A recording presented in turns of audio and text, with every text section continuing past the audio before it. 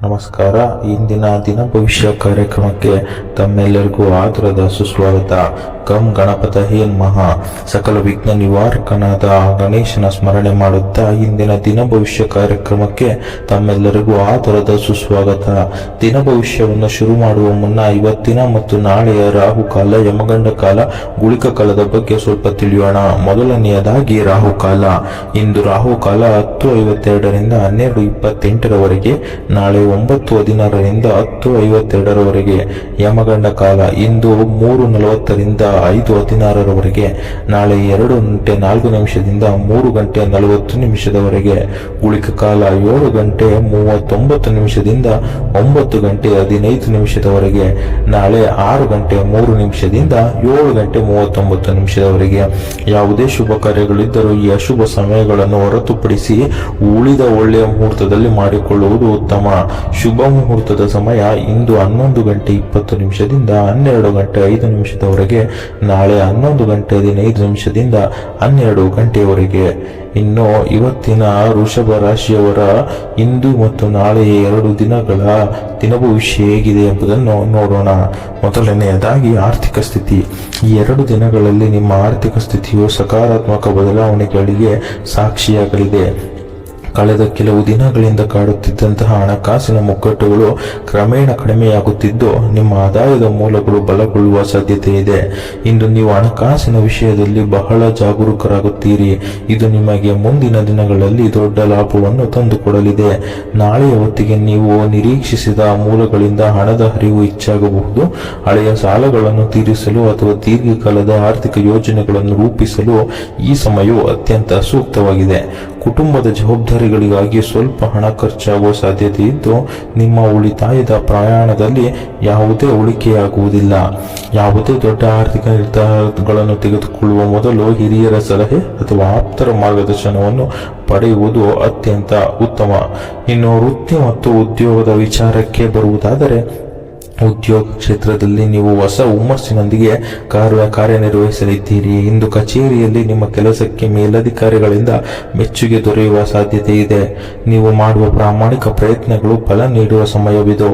ನಾಳೆ ನೀವು ಹೊಸ ಜವಾಬ್ದಾರಿಗಳನ್ನು ಹೆಗಲ ಮೇಲೆ ಹೊತ್ತುಕೊಳ್ಳಬೇಕಾಗಬಹುದು, ಆದರೆ ಅದನ್ನು ಅತ್ಯಂತ ಸಮರ್ಥವಾಗಿ ನಿಭಾಯಿಸುವ ಶಕ್ತಿ ನಿಮಗೆ ದೊರೆಯಲಿದೆ.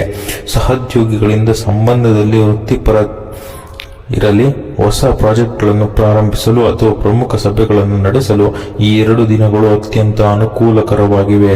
ಸ್ವಂತ ಉದ್ಯೋಗ ಮಾಡುವವರಿಗೆ ಹೊಸ ಗ್ರಾಹಕರು ಸಿಗುವ ಅಥವಾ ಹೊಸ ವ್ಯಾಪಾರ ಒಪ್ಪಂದಗಳು ಕೂಡಿ ಬರುವ ಸಂಭವವಿದೆ. ನಿಮ್ಮ ಕೌಶಲ್ಯಗಳನ್ನು ಪ್ರದರ್ಶಿಸಲು ದೊರೆಯುವ ಯಾವುದೇ ಅವಕಾಶವನ್ನು ಕಳೆದುಕೊಳ್ಳಬೇಡಿ. ಕೆಲಸದ ಒತ್ತಡ ಇದ್ದರೂ ಅದನ್ನು ಸಕಾರಾತ್ಮಕವಾಗಿ ಸ್ವೀಕರಿಸಿ ಮುನ್ನಡೆಯುವುದು ನಿಮ್ಮ ಪ್ರಗತಿಗೆ ದಾರಿಯಾಗುತ್ತದೆ. ಇನ್ನು ಆರೋಗ್ಯದ ವಿಚಾರಕ್ಕೆ ಬರುವುದಾದರೆ, ಆರೋಗ್ಯದ ದೃಷ್ಟಿಯಿಂದ 2 ದಿನಗಳು ಮಿಶ್ರ ಫಲಿತಾಂಶವನ್ನು ನೀಡಲಿದೆ.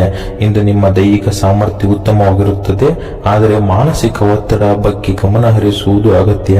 ನಾಳೆ ಸಣ್ಣ ಪುಟ್ಟ ಆರೋಗ್ಯ ಸಮಸ್ಯೆಗಳು ಕಾಣಿಸಿಕೊಳ್ಳಬಹುದು. ನಿರ್ಲಕ್ಷ್ಯ ಮಾಡದೆ ವೈದ್ಯರ ಸಲಹೆ ಪಡೆಯುವುದು ಅತ್ಯಂತ ಉತ್ತಮ.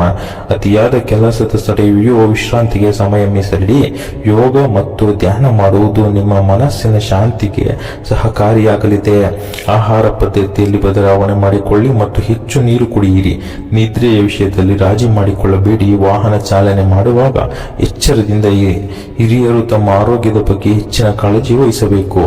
ಬೆನ್ನು ನೋವು ಅಥವಾ ಕಣ್ಣಿನ ಸಮಸ್ಯೆಗಳು ಇದ್ದರೆ ತಪಾಸಣೆ ಮಾಡಿಸಿಕೊಳ್ಳಿ. ಆರೋಗ್ಯವೇ ಭಾಗ್ಯ ಎಂಬುದನ್ನು ಅರಿತು ದಿನಚರಿಯಲ್ಲಿ ವ್ಯಾಯಾಮವನ್ನು ಅಳವಡಿಸಿಕೊಳ್ಳಿ. ಸಕಾರಾತ್ಮಕ ಆಲೋಚನೆಗಳು ನಿಮ್ಮ ರೋಗ ನಿರೋಧಕ ಶಕ್ತಿಯನ್ನು ಹೆಚ್ಚಿಸುತ್ತವೆ.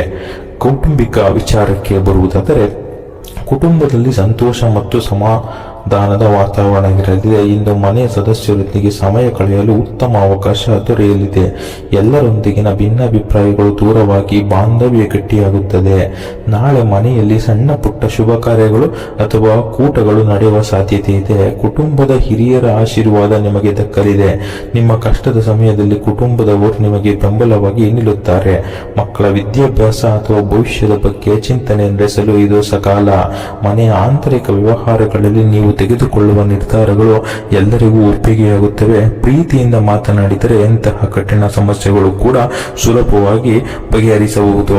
ಸಂಜೆ ಕುಟುಂಬದೊಂದಿಗೆ ಕಾಲ ಕಳೆಯುವುದು ನಿಮ್ಮ ಒತ್ತಡವನ್ನು ಕಡಿಮೆ ಮಾಡುತ್ತದೆ.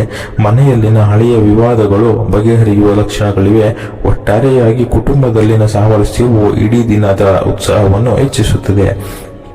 ಪ್ರಯಾಣದ ವಿಚಾರಕ್ಕೆ ಬರುವುದಾದರೆ, ಪ್ರಯಾಣದ ವಿಷಯಕ್ಕೆ ಬಂದರೆ ಈ 2 ದಿನಗಳು ನಿಮಗೆ ಅನಿವಾರ್ಯ ಅಥವಾ ಅನಿರೀಕ್ಷಿತ ಪ್ರಯಾಣವನ್ನು ತರಬಹುದು. ಇಂದು ದೀರ್ಘಕಾಲದ ಪ್ರಯಾಣಕ್ಕೆ ಯೋಜನೆ ರೂಪಿಸುತ್ತಿದ್ದರೆ ಅದು ಯಶಸ್ವಿಯಾಗಲಿದೆ. ನಾಳೆ ತುರ್ತು ಕೆಲಸದ ನಿಮಿತ್ತ ಸ್ವಲ್ಪ ದೂರ ಪ್ರಯಾಣವನ್ನು ಮಾಡಬೇಕಾಗಬಹುದು. ಪ್ರಯಾಣ ಮಾಡುವಾಗ ನಿಮ್ಮ ದಾಖಲೆಗಳನ್ನು ಮತ್ತು ಅಗತ್ಯ ವಸ್ತುಗಳನ್ನು ಭದ್ರವಾಗಿಟ್ಟುಕೊಳ್ಳಿ. ಅಪರಿಚಿತರೊಂದಿಗೆ ವ್ಯವಹರಿಸುವಾಗ ಎಚ್ಚರಿಕೆ ಇರಲಿ. ಧಾರ್ಮಿಕ ಅಥವಾ ಆಧ್ಯಾತ್ಮಿಕ ಸ್ಥಳಗಳಿಗೆ ಭೇಟಿ ನೀಡಲು ಇದು ಸೂಕ್ತವಾದಂತಹ ಸಮಯ. ನಿಮ್ಮ ಪ್ರಯಾಣವು ಹೊಸ ಅನುಭವಗಳನ್ನು ನೀಡಲಿದೆ. ವಾಹನ ಚಾಲನೆ ಮಾಡುವಾಗ ವೇಗ ಮಿತಿಗಳನ್ನು ಪಾಲಿಸಿ. ಕೆಲಸದ ನಿಮಿತ್ತ ಮಾಡುವ ಪ್ರಯಾಣವು ಆರ್ಥಿಕವಾಗಿ ಲಾಭ ತಂದುಕೊಡಲಿವೆ. ಇನ್ನು ಶಿಕ್ಷಣದ ವಿಚಾರಕ್ಕೆ ಬರುವುದಾದರೆ, ವಿದ್ಯಾರ್ಥಿಗಳಿಗೆ ಈ ಸಮಯವು ಅತ್ಯಂತ ಸಕಾರಾತ್ಮಕವಾಗಿದೆ.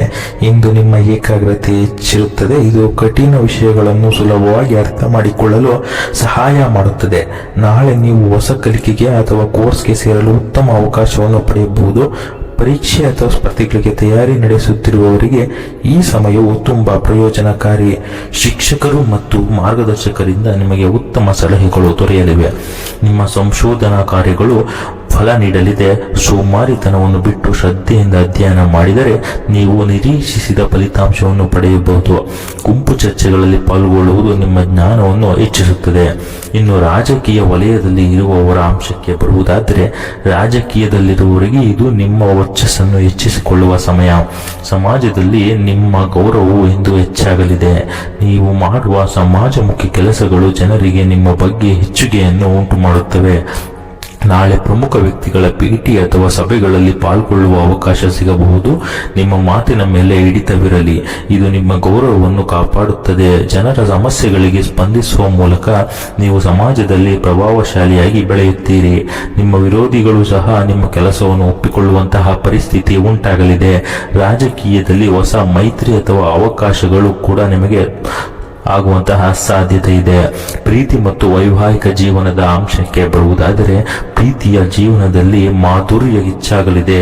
ಇಂದು ಪ್ರೇಮಿಗಳ ನಡುವಿನ ತಪ್ಪು ತಿಳುವಳಿಕೆಗಳು ದೂರವಾಗಿ ಬಾಂಧವ್ಯ ಗಟ್ಟಿಯಾಗುತ್ತದೆ. ನಾಳೆ ನಿಮ್ಮ ಸಂಗಾತಿಯೊಂದಿಗೆ ಗುಣಮಟ್ಟದ ಸಮಯವನ್ನು ಕಳೆಯುವ ಅವಕಾಶ ಸಿಗಲಿದೆ. ವೈವಾಹಿಕ ಜೀವನದಲ್ಲಿ ಸಂತೋಷ ತುಂಬಿರಲಿದೆ. ಸಂಗಾತಿಯ ಅಗತ್ಯಗಳು ಅರ್ಥ ಮಾಡಿಕೊಳ್ಳಲು ಪ್ರಯತ್ನಿಸಿ.